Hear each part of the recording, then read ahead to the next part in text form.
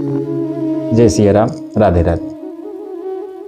कहा गया है कि जरूरी नहीं है कि आपके पास धन हो तभी आप प्रभु की भक्ति कर सकते हैं। भगवान की भक्ति करने के लिए अगर आप मन से मानसिक पूजा भी करते हैं तो भगवान इसको स्वीकार करते हैं। एक बार एक सेठ जी प्रत्येक दिन मंदिर जाया करते थे, मगर किसी प्रकार का कोई दान इत्यादि नहीं करते थे। सिर्फ मंदिर जाते, भगवान का पूजा वंदना करते और घर आ जाते। एक दिन सेठ जी की मुलाकात एक संत जी से हुई। संत जी ने कहा, सेठ जी आप प्रत्येक दिन मंदिर आते हैं, पूजा तो करते हैं मगर दान नहीं करते। इतना आपके पास धन दौलत है, कुछ तो दान किया कीजिए। सेठ जी ने कहा, देखो महाराज, दान होने के बाद हमसे मत किया करो आप, मैं मंदिर आ जाता हूँ ही बहुत बड़ी बात है। संत जी ने कहा, देखो सेठ जी, दान करना बहुत आवश्यक है।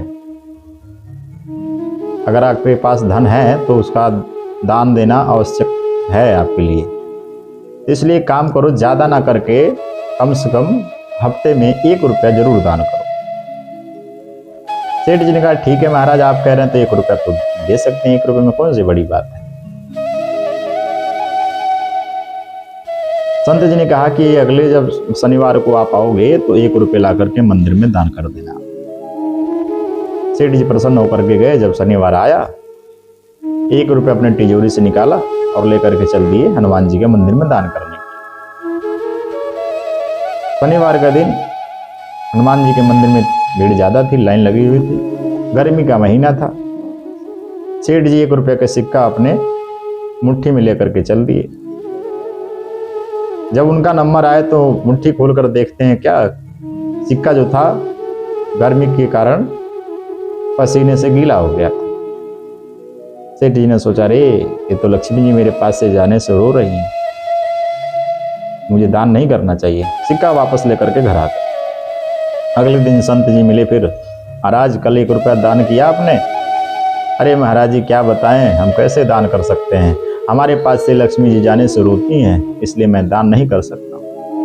संत जी ने कहा, कोई बात नहीं, एक काम कीजिए, आप दान मत कीजिए, मानसिक पूजा कीजिए। आप कल से आपको मानसिक पूजा करना है। घर में बैठ जाइएगा और ठाकुर जी की सेवा कीजिएगा। मन में ही सोचना है कि भगवान को पंचामृत से स्नान करा रहा हूँ, मेवे का भोग लगा रहा हूँ, बर्फी का भोग लगा रहा हूँ, ये मन में सोचना है। सेठ जी ने कहा, इसमें कौन सी बड़ी बात। रोज करने लगे सेठ जी। अगले दिन से प्रारंभ हुई पूजा। मन में सोचते कि भगवान को पंचामृत से स्नान करा रहा हूँ, मेवा के भोग लगा रहा हूँ, बर्फी का भोग लगा रहा हूँ, रसमलाई का भोग लगा रहा हूँ। एक दिन क्या हुआ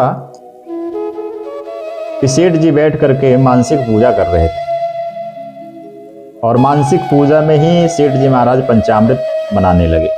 दही डाल दिया, दूध डाल दिया, घी डाल दिया, शहद डाल दिया। जैसे ही शक्कर का नंबर आया तो 1 चम्मच के बजाय 2 चम्मच डाल दिया। मन में ही चल रही है प्रक्रिया, बाहर नहीं, मन में कर रहे हैं सेठ जी, मन में सोच रहे हैं। अब सेठ जी ने सोचा कि अरे डालना तो 1 चम्मच, डल गया 2 चम्मच, क्या करूं। सेठ जी ने सोचा कि हाथ डाल करके निकाल लेता हूं, कल के काम आ जाएगा। तुरंत सेठ जी ने हाथ डाल करके जैसे ही निकालना चाहा, भगवान वहीं प्रकट हुए। ठाकुर जी ने कहा, रे सेठ जी क्या कर रहे हो, ये तो आप मानसिक पूजा कर रहे हो, मन में सोच रहे हो, असली में थोड़ी कर रहे हो जो निकालने के लिए हाथ डाल दिया आपने। सेठ जी की आंखों में आंसू आ गया। प्रभु,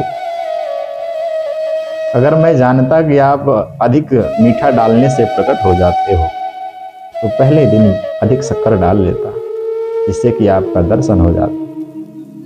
इसलिए कहा गया है कि भगवान सिर्फ भाव के भूखे हैं। भाव का भूखा हूं मैं, भाव ही एक सार है, भाव से भजेगा तो भव से बेड़ा पार है। प्रभु को कुछ नहीं चाहिए, क्या चाहिए, सिर्फ आपका भाव चाहिए। इसलिए दिखावा मत कीजिए, भाव से प्रभु की पूजा कीजिए। भाव से ही प्रभु प्रसन्न हो जाते हैं। जय श्री कृष्णा, राधे राधे।